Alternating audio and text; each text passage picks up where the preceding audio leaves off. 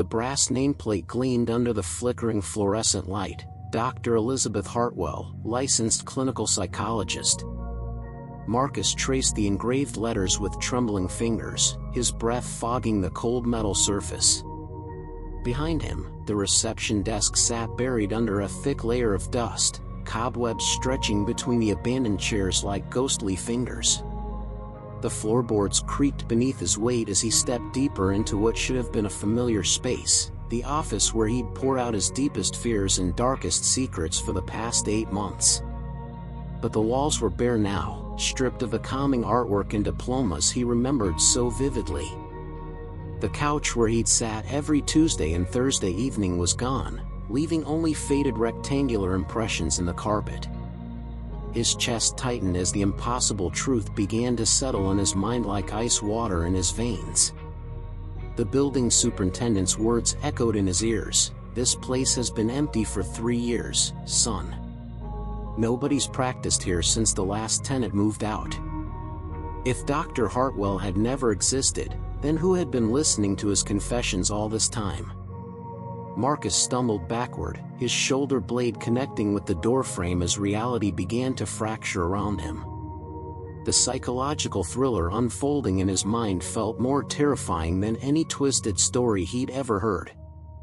His hands shook as he pulled out his phone, scrolling desperately through his contacts until he found her number. Dr. Elizabeth Hartwell. The digits were there, real and tangible, just as he remembered entering them during their first session. His thumb hovered over the call button, but something deep in his gut, some primal instinct, whispered that whatever answered wouldn't be human. The office smelled of mildew and neglect, a sharp contrast to the lavender scent he associated with their sessions. Every surface was covered in dust so thick it looked like snow, undisturbed for years. Yet he could still picture her so clearly, the gentle smile, the knowing eyes behind wire-rimmed glasses, the way she'd lean forward when he spoke about his nightmares. The unreliable narrator in his own story, he realized with growing horror, might be his own mind. The memories came flooding back with crystalline clarity, each detail sharp enough to cut. He remembered the cramped waiting room with its outdated magazines and the soft hum of the air conditioning. He remembered the tissues she'd offered when he broke down talking about his mother's death, the way her voice had soothed his panic attacks with practiced ease. But now, standing in this abandoned shell of a building, those memories felt like scenes from someone else's life. Marcus pressed his palms against his temples, trying to reconcile the vivid recollections with the undeniable evidence before him. The building directory downstairs had shown no listing for Dr. Hartwell, and when he'd asked the security guard about her, the man had looked at him with genuine confusion. "There's never been a therapist in this building," he'd said, his weathered face creasing with concern. "Are you feeling all right, son?" The question echoed in Marcus's mind now, taking on a significance that made his stomach churn. Was he feeling all right? Had he ever been? His phone buzzed suddenly, and Marcus nearly dropped it in his startled state. A text message from an unknown number. "You're getting closer to the truth." The words appeared and disappeared so quickly he wondered if he'd imagined them, but the notification remained in his message history like a digital ghost. His heart hammered against his ribs as he scrolled through his previous conversations with Dr. Hartwell. The texts were all there, appointment confirmations, gentle check-ins, words of encouragement after difficult sessions. But as he read them now, something felt off about the language. The phrases were too perfect, too clinical, as if generated by some algorithm designed to mimic human empathy. Marcus's breathing became shallow as a new possibility crept into his consciousness like a spider in the dark. What if the dark secrets he'd been sharing weren't being heard by a trained professional, but by something else entirely? Something that had been studying him, learning his patterns, his fears, his vulnerabilities? The abandoned office suddenly felt less like a mystery and more like a trap. The plot twist that emerged from his racing thoughts was more disturbing than any nightmare. Marcus began to pace the empty room, his footsteps echoing in the hollow space as he tried to piece together the impossible puzzle.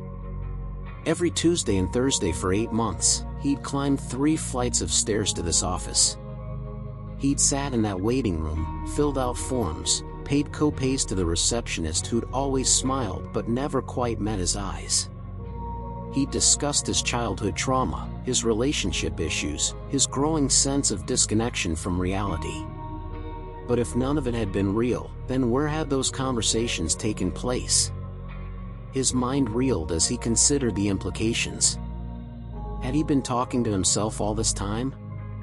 The thought sent a chill down his spine that had nothing to do with the October air seeping through the building's broken windows. He pulled out his insurance statements, hands trembling as he searched for proof of his payments. The charges were there, regular as clockwork, but the provider name was listed as Confidential Health Services, a generic placeholder that revealed nothing. A sound from the hallway made Marcus freeze mid-step. Footsteps, slow and deliberate, approaching the office door. His rational mind screamed that it was probably just the security guard checking on him, but every instinct in his body told him to hide. He pressed himself against the wall beside the door, his heart thundering so loudly he was certain whoever was coming would hear it. The footsteps stopped directly outside the office, and Marcus held his breath, waiting for the inevitable knock or call. Instead, he heard something far more unsettling, a woman's voice, soft and familiar, speaking his name, "Marcus? I know you're in there. We have so much more work to do." It was Dr. Hartwell's voice, impossible and real, drifting through the abandoned air like smoke. The psychological conflict tearing through his mind reached a crescendo as he realized that either his sanity was completely gone, or something far more sinister was at play. The voice continued, patient and soothing, "You've been making such progress.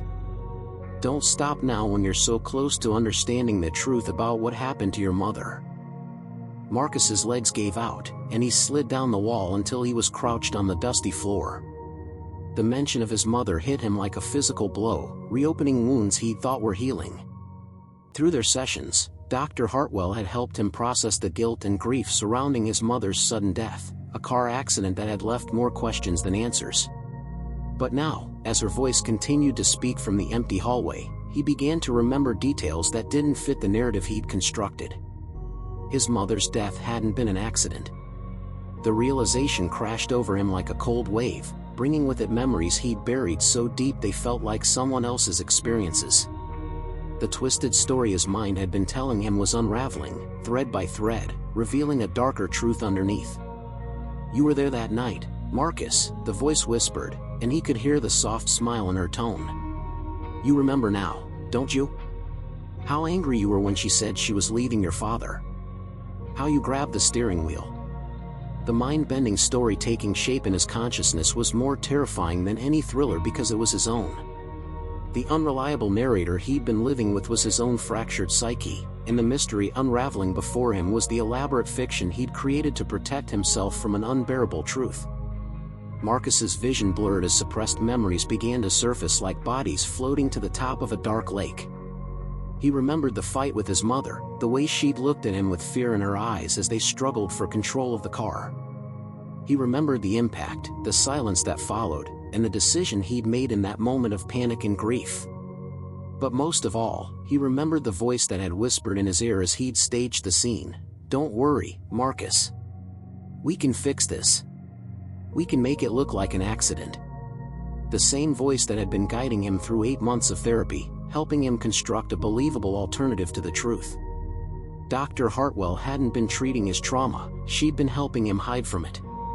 The question that haunted him now was whether she was a delusion created by his guilty conscience, or something far more sinister that had been manipulating him from the beginning.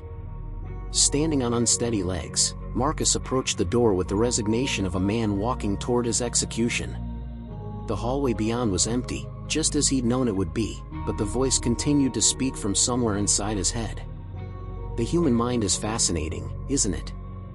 Dr. Hartwell's voice mused, and he could picture her sitting in her leather chair, notepad balanced on her knee. How it can create entire realities to protect itself from unbearable truths. But protection becomes prison when the lies grow too elaborate to maintain. Marcus realized with crystal clarity that his mind had fractured the night his mother died, creating Dr. Hartwell as a coping mechanism, a way to process his guilt without ever having to truly face it. The abandoned office, the dust, the cobwebs, all of it was real. But so were the sessions, in their own way. He'd been coming here for months, sitting in the empty room, talking to a figment of his imagination who seemed more real than his own memories. The plot twist that emerged from this revelation was simple and devastating. There was no conspiracy, no sinister force manipulating him.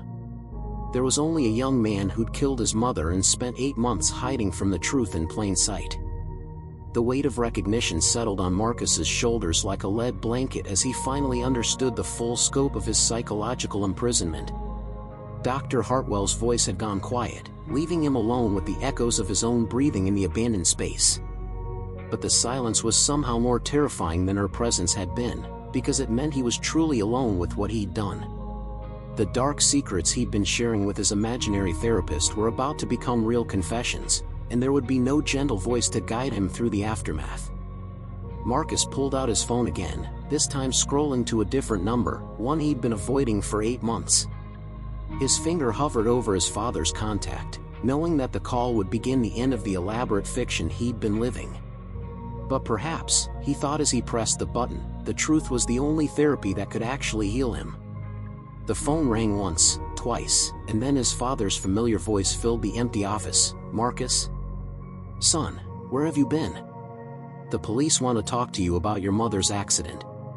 The final twist in his twisted story was that there had never been any mystery at all, only a young man running from a truth too terrible to face. The abandoned office stands empty once again, but Marcus's story raises questions that linger long after the dust settles. Was Dr. Hartwell truly a creation of his fractured mind, or was she something more sinister, a manifestation of his guilt that had taken on a life of its own? The line between psychological thriller and reality becomes terrifyingly thin when we consider how far the human mind will go to protect itself from unbearable truths. What do you think happened in that office? Was Marcus talking to himself all those months, or was there something darker at work? Share your theories in the comments below. I'd love to hear how you interpreted this mind-bending story.